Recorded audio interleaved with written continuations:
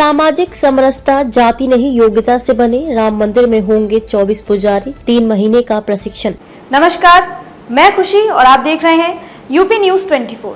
आइए नजर डालते हैं आज की बड़ी खबर पर।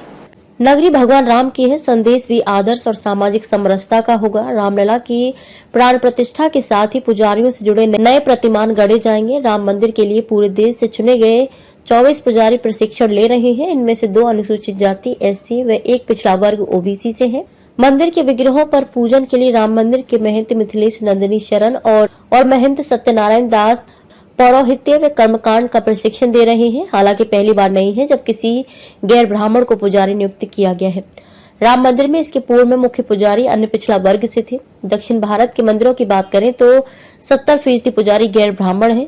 शैव परंपरा के अखाड़ों में भी गैर ब्राह्मणों का ही वर्चस्व है। पुजारियों का चयन सिर्फ योग्यता के आधार पर किया गया है। स्वामी रामानंद ने कहा था कि जाति पाति पूछे न कोई, हरि का भजे सो हरि का होई। प्राण प्रतिष्ठा के साथ ही समाज को भी एक नया संदेश देने के लिए तीर्थ क्षेत्र ट्रस्ट ने ये पहल की है।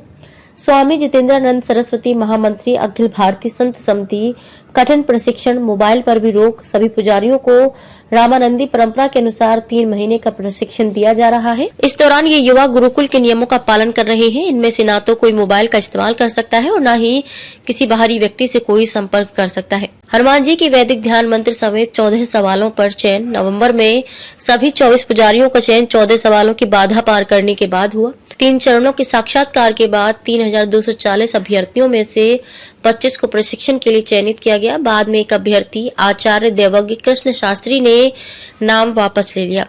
आचार्य शास्त्री के अनुसार अंतिम दौर के 3 सवाल बेहद कठिन थे। हनुमान जी का वैदिक ध्यान मंत्र, सीता ध्यान मंत्र और भरत जी का ध्यान मंत्र। सामान्यतः लोगों को इसका ध्यान नहीं रहता। पहले चरण में संध्या वंदन, नाम, गोत्र, शाखा, प्रवर। दूसरे चरण में आचार्य की डिग्री के अनुसार प्रश्न पूछे गए।